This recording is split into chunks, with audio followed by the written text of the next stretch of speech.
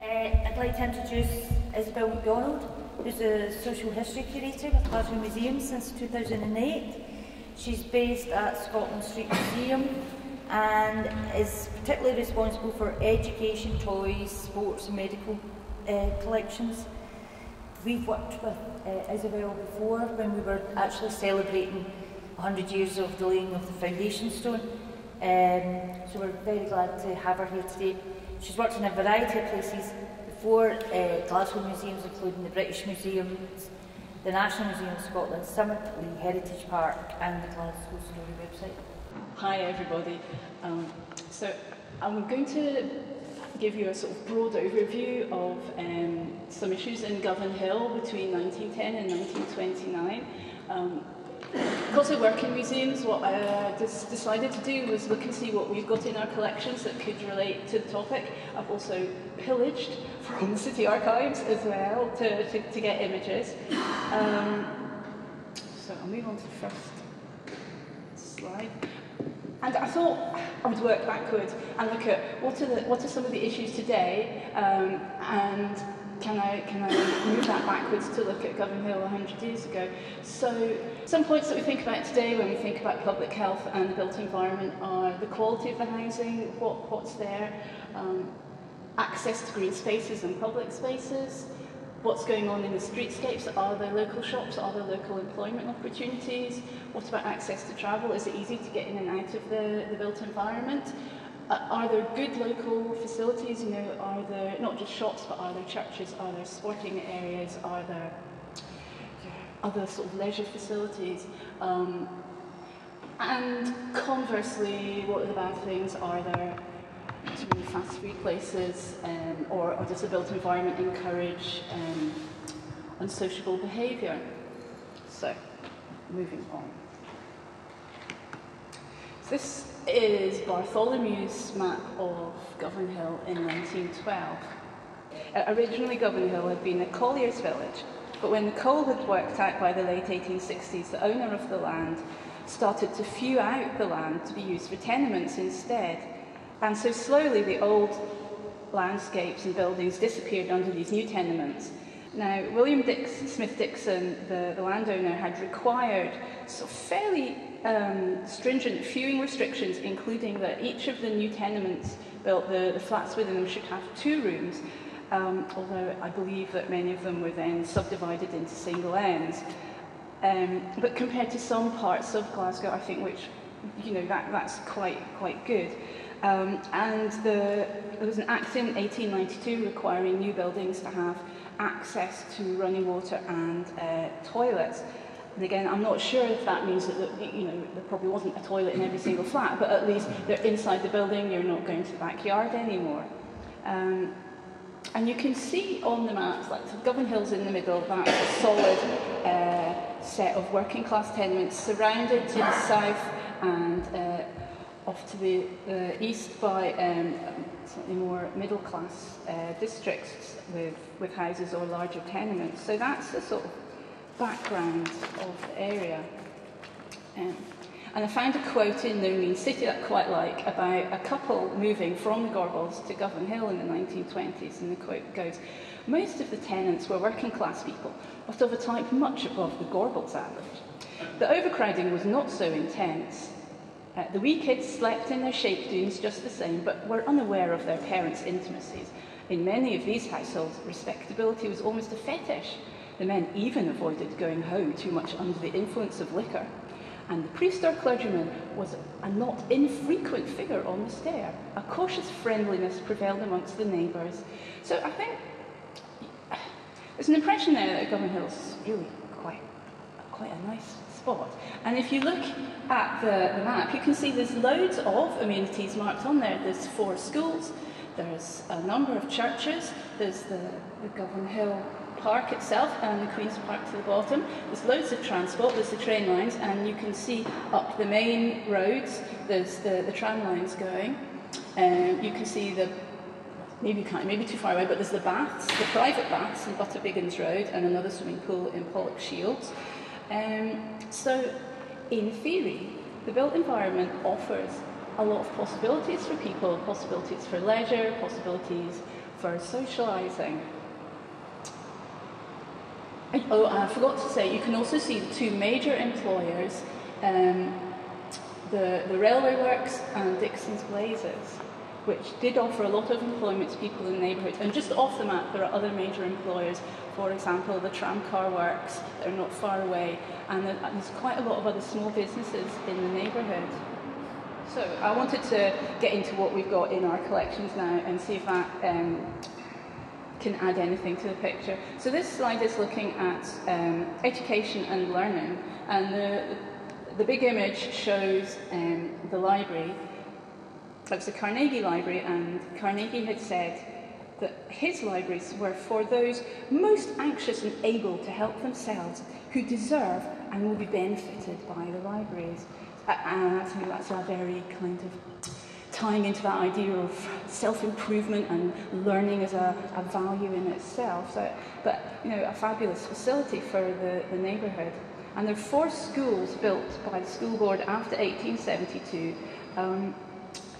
And they're not just providing education, they're providing public health benefits for children as well. After 1908, schools start doing medical inspections with children, and the same Act in 1908 allows school boards to start providing free clothing and free school meals for children in need, and school milk comes in 1930. On top of that, they're educating girls how to provide good nutritious food, how to, you know, sewing classes, how to look after their families, and they're also providing classes in temperance, trying to encourage children to live healthy lives when they grow up, and they have PE classes and swimming classes and things like that. So they are trying to look after the children's health as well. The school on the top, that's Cuthbertson School, and you can see as well the school boards are trying to provide quite big airy classrooms, and the schools have heating and they have fresh air, and they're trying to provide a good healthy environment for the children to be in. And we talked earlier about access to local shops and healthy food. Now, I've just got images of 3 shops here. That's William Wade's Grocers in Allison Street, 1906, sorry. And there's a small image at the top, that's the corner of Albert and Victoria Road, and there's a hardware store and fish and poultry emporium. And the bottom one is Archibald Forrest Butchers in Victoria Road in the 1920s. So, just as is today, there's lots of shops around, and the corporation, through the medical officer and his team, is inspecting food. So we know that some of the real scandals of the previous century with bad meat being sold are under control. So if you can afford to shop in these shops, the food should be of a reasonable quality. And you have to remember, people are shopping little and often because they don't really have access to fridges and freezers like we do today. So it's very important to have access to good shops. Quick tour around parks and other leisure facilities. The image on the top is Govanhill Park just before the First World War, I think. You can see there's a concert in the bandstand, and it must have been a really welcome spot for the people living in the tenements around to send the kids out to play or to take a wee stroll. But of course you've also got Queen's Park at the end of Victoria Road, much bigger, far more facilities. There's the bowling greens, the boating ponds, much more chance to take a promenade and go up to the flagpole, and a really great facility. The image right in the middle, that's Dixon Halls, built as the borough halls, but later could be used for events, for meetings, for parties, for all those sorts of things, and a great local facility. Something slightly more modern is the BB Cinerama, which opened in 1912, and there's a number of other cinemas in the neighbourhood, also dance halls, things like that. And I think, I don't have an image, but thinking about what else there is, we've got all those churches of various denominations. Going to church itself is a social occasion, but churches also provide Sunday schools, and people like the Women's Guild may be using them, and they've got their meeting halls for other sorts of you know, meetings and events, christenings, etc. So churches are playing a really strong role in keeping the community together and also supporting, you know, the sick and the elderly and things like that. I thought we could also think about sort of healthcare opportunities that are in and around Govanhill. The jar on the right, that's from a chemist in the Cathcart Road. So there's certainly access to local chemists, but we should say this is before the period of the NHS. So basically people get the healthcare that they can afford on the whole. There's the Samaritan Hospital for Women. There's also the Victoria down at the edge of the park. And just because I don't know if you all know how you would have got access to the Victoria, it had accident and emergency, but otherwise you needed a line of admission. So for example, churches or trade unions or working men's societies or employers would give a donation to the hospital. So the Locomotive Works, the men there gave a donation of £100 in 1890. And for that, I think they got 10 lines of admission. So if you needed to go to hospital, you would work your way around all the people who might have a line of admission that would let you get into the Victoria. So it's quite hard work to access the healthcare that is on your doorstep. Oh, bottom image, sorry, I didn't speak about that one. I've lifted that from the virtual Mitchell list, entitled Smoke Nuisance. And it shows the Acme Tea Chest Company in Govanhill. And I think Glasgow is well known for respiratory problems, and if you think about this neighbourhood, you've got Dixon's Blazers blasting out smoke, you've got the railway works, which I imagine was quite polluting as well, and you've got all these small companies around about. So smoke and poor sort of breathing air is a problem.